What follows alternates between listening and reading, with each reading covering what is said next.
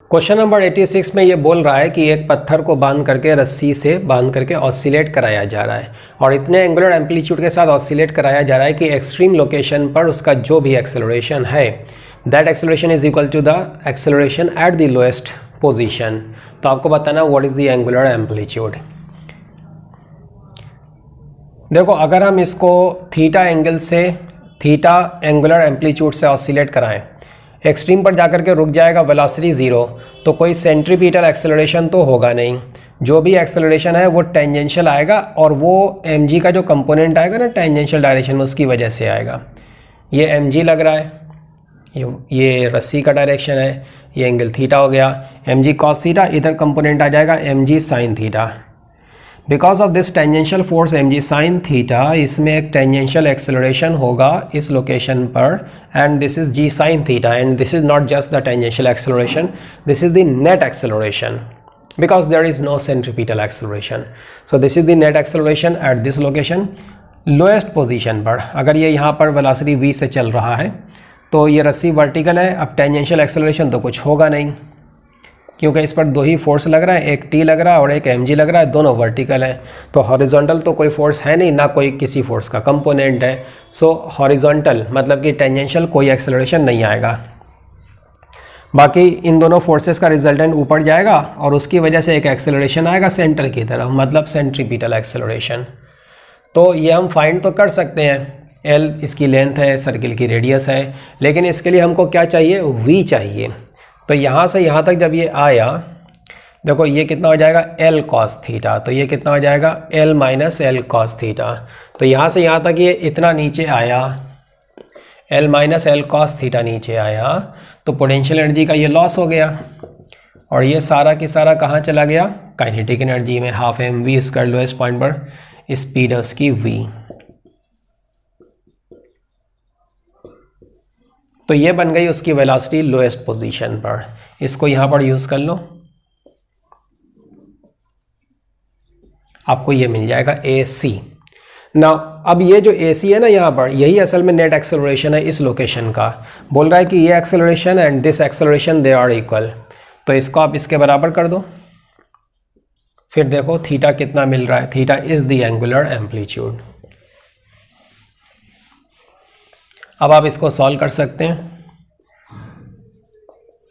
इससे आपको थीटा मिल जाएगा।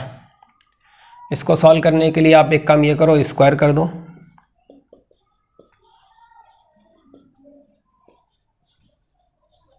साइन स्क्वायर ये हो जाएगा 1 माइनस कॉस स्क्वायर, तो ये हो जाएगा 5 cos square theta.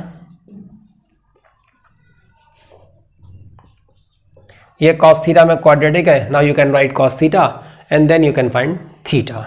Question number 87 में बोल रहा है एक स्फीयर है परफेक्टली स्मूथ, इसके ऊपर से एक पार्टिकल स्लिप होना चालू होता है, कितने एंगल पर पहुंच करके इसका कांटेक्ट छूट जाएगा वो आपको बताना है, और कांटेक्ट छूटने के टाइम पर उसकी वेलोसिटी कितनी बनी है वो आपको बताना है।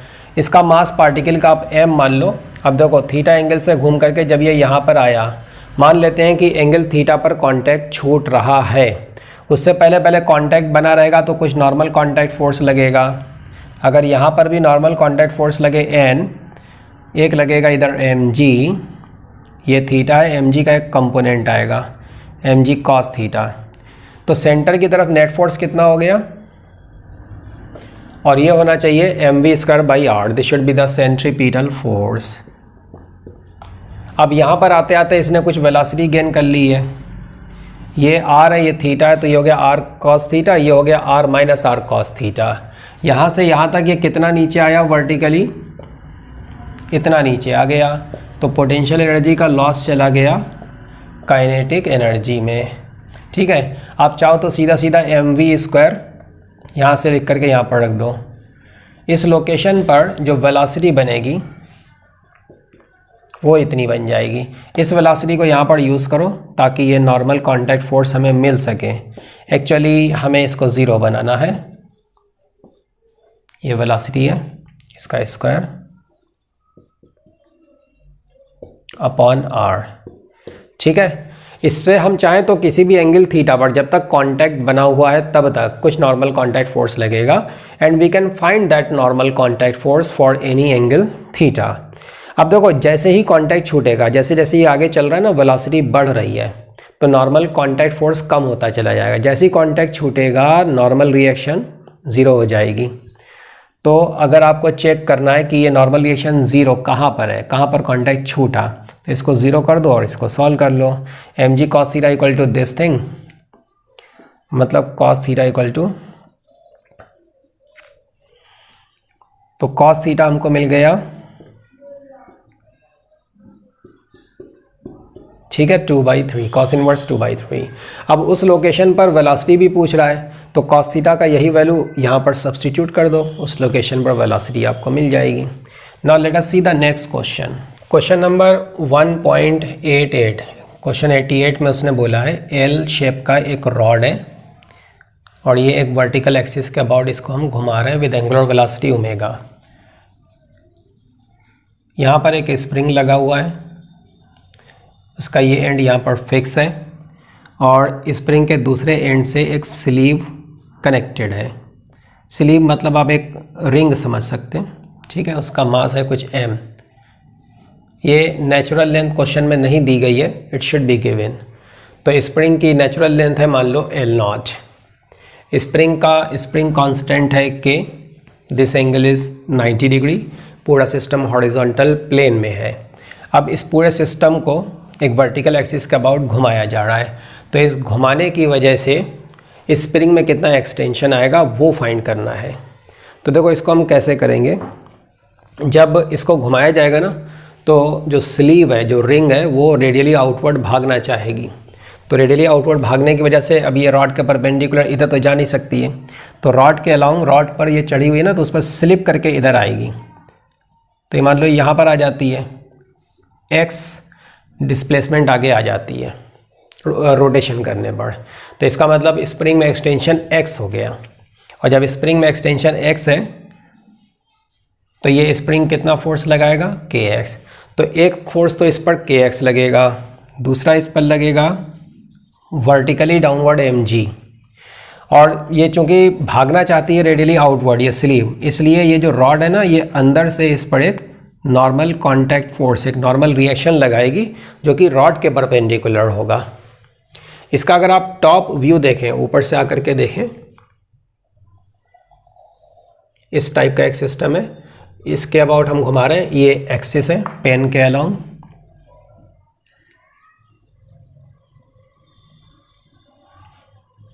यहाँ पर था और जब स्प्रिंग एक्सटेंड हुआ तो वो यहाँ पहुँच गया। अब ये है रेडियस, जिस सर्किल में ये घूमेगा ना, जब हम घुमाएंगे तो ये जो स्लीव है it will be moving in a circle, और सर्किल की ये रेडियस बनेगी। अब कुछ एक्सटेंशन आया है x, इसका मतलब ये हो गया L0 प्लस x, और अगर एक्सटेंशन x है तो इस स्लीव पर स्प्रिंग फोर्स लगाएगा kx।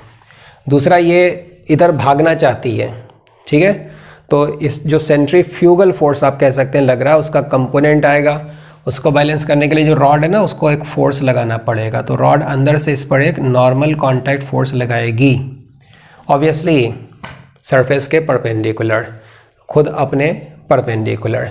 और जो mg है ना वो अंदर की ओर जा रहा है, क्योंकि हम ये टॉप व्यू देख रहे हैं ना, तो वो mg अंदर की ओर है। तो हॉरिजॉन्टल प्लेन में बस ये दो फोर्सेस हैं, एक नॉर्मल कांटेक्ट फोर्स और एक स्प्रिंग का फोर्स। अब हम इसको कांस्टेंट ओमेगा से घुमा रहे हैं, तो पूरा सिस्टम कांस्टेंट ओमेगा से चल रहा है, घूम रहा है, मतलब कि जो स्लीव है वो भी कांस्टेंट ओमेगा से चल रही है। तो कोई एंगुलर एक्सेलरेशन नहीं है, मतलब कोई टेंजेंशियल एक्सेलरेशन नहीं है, लेकिन घूम रही है तो सेंट्रीपिटल एक्सेलरेशन तो होगा, है ना, मतलब सेंट्रीपिटल फोर्स लगना चाहिए। अब आप इस एंगल को थीटा मान लो, तो के एक्स का कंपोनेंट इधर कितना आ जाएगा, के एक्स कॉस थीटा, और ये एंगल हो जाएगा 90 माइनस थीटा, ठीक है, this is 90 minus theta. N का कंपोनेंट इधर कितना आ जाएगा, N sine theta.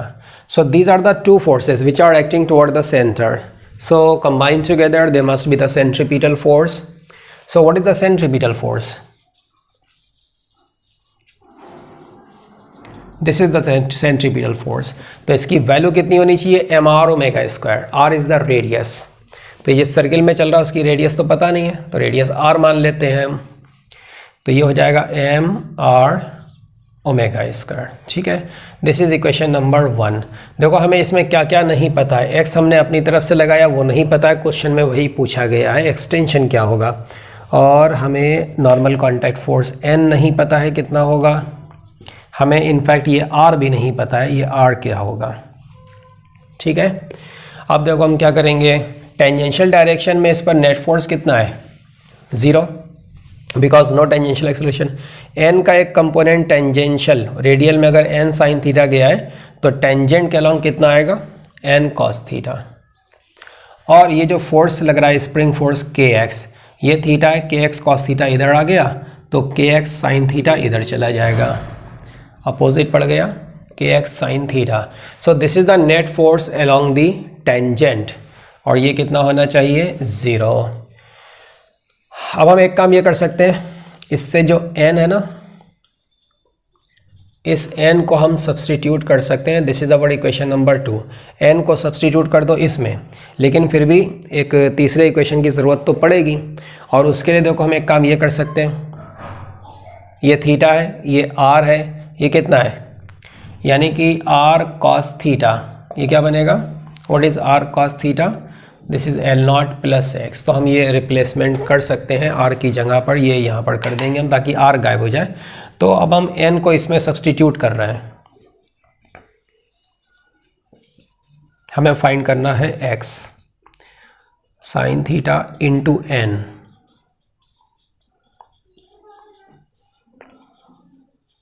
Equal to M R omega square. M R का मतलब एल, आर का मतलब क्या हुआ, ये आर को हम लिख सकते हैं L not plus x upon cos theta. So this is M omega square into R, ठीक है, ये हो गया आर। अब देखो इसमें के क्वेश्चन में दिया हुआ है theta, we don't know what is theta. अच्छा चलो थीटा को तो हम देख लेते हैं, अभी देखो के एक्स और के X common, now cos theta plus sine, एक मिनट, ये जो चीज़ है ना साइन स्क्वायर थीटा, हमने N sine theta into N लिखना था, हमने स्क्वायर यहाँ पर गलत कर दिया, इनफैक्ट मिला के लिख दिया। So this is sine square theta, so sine square theta upon cos theta, तो क्या बन जाएगा, cos square theta plus sine square theta upon cos theta, ये बन जाएगा लेफ्ट साइड में, और M omega square L not plus x upon cos theta, ठीक है। तो ये लो कॉस थीटा गायब, ये हो गया 1, हमारा आंसर आ चुका है। हमें एक्सटेंशन फाइंड करना है। So this is K x equal to M omega square L not plus x.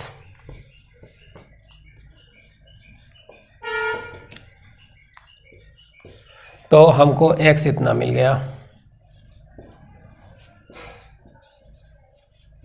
This is the answer, this is the extension in the spring.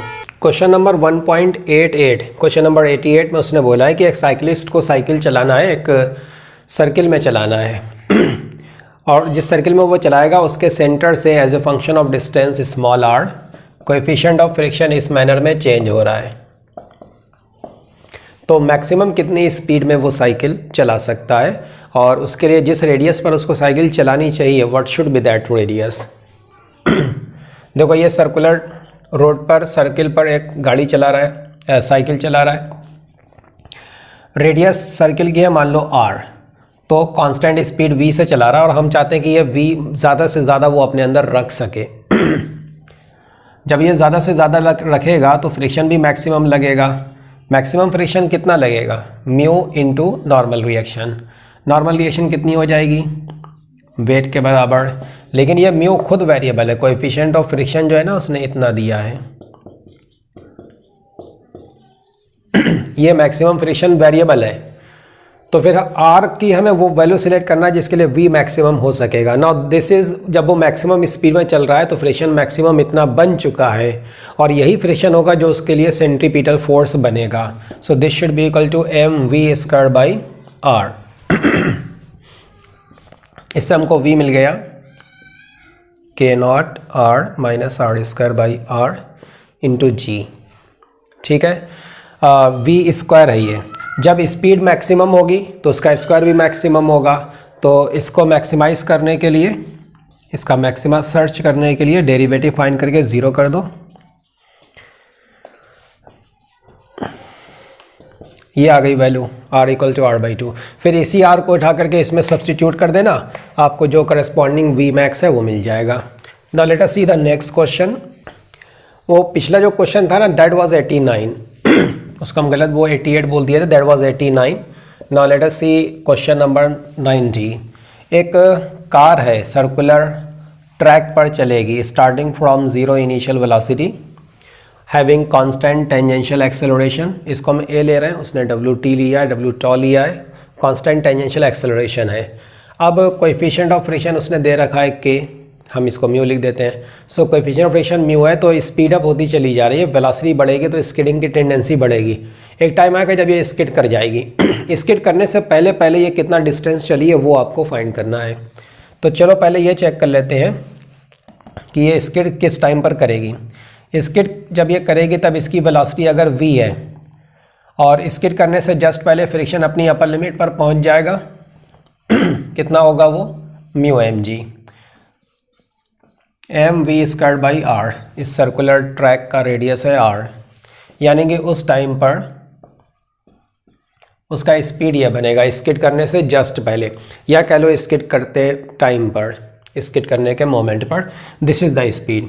अब अगर ये टेंजेंशियल एक्सेलरेशन है तो इतना स्पीड गेन करते करते ये कितना चला है, आर्क लेंथ डिस्टेंस एस हमको बताना है। तो आर्क के अलॉन्ग हम ये इक्वेशन लगा दे रहे हैं, v square equal to u square plus 2as, v square this is mu g r, tangential acceleration है a और s is the distance covered. So this is the answer. Now let us see question number 91।